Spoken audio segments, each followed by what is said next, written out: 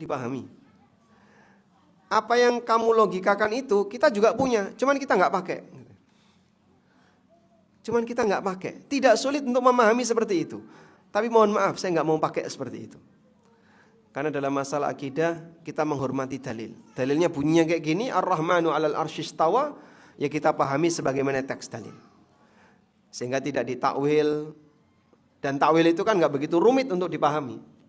Coba jelaskan takwilnya. Kayak gini nggak rumit bagi saya. Mudah, cuman mohon maaf saya nggak mau pakai itu.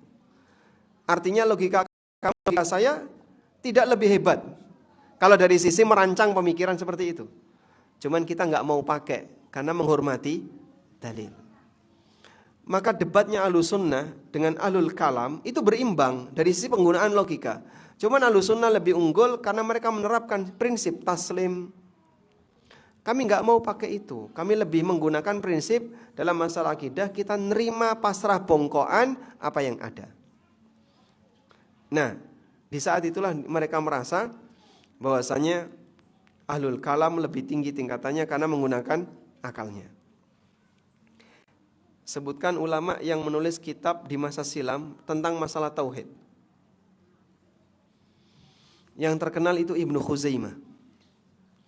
Imam Ibnu Khuzaimah, beliau di masa silam itu dianggap sebagai salah satu tokoh besar dalam masalah dakwah tauhid.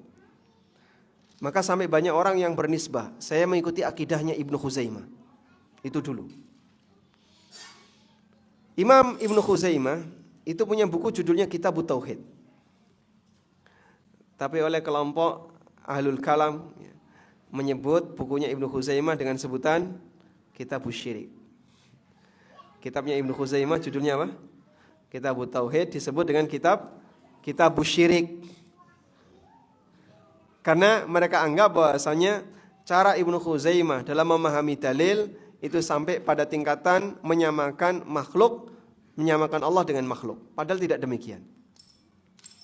Karena selalu debatnya di arah seperti itu. Kalau kamu menganggap bahwasanya Allah berada di atas, berarti nanti Allah terlingkupi dengan makhluk dan seterusnya. Debatnya kayak gitu, dari dulu sampai sekarang.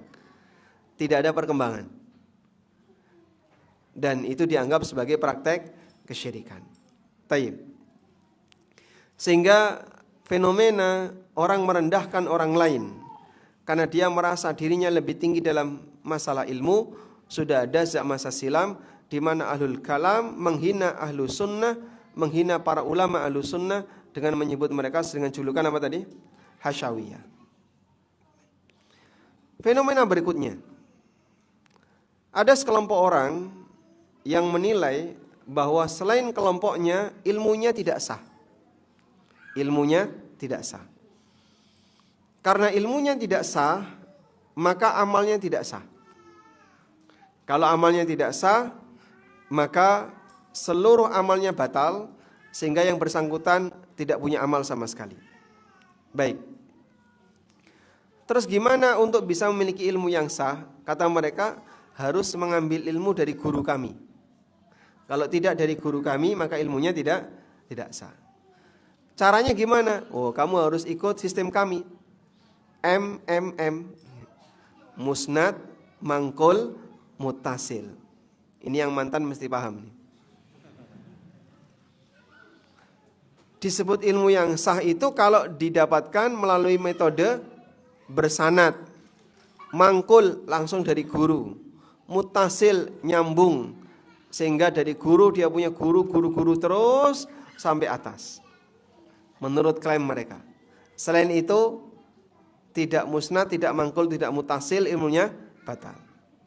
Jadi kalau misalnya kelompok mereka baca Sahih Bukhari, kita baca Sahih Bukhari, isinya sama atau beda? Isinya sama atau beda? Sama. Sehingga tidak ada perubahan esensi sama sekali.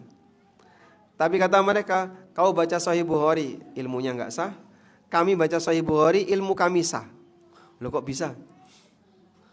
Kok ada istilah ilmu sah dan ilmu tidak sah? Siapa yang ngajari kayak gitu? Nah itu berawal dari tadi ya.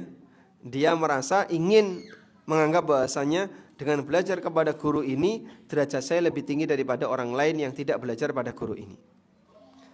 Fenomena yang terjadi saat orang itu merasa dirinya ujub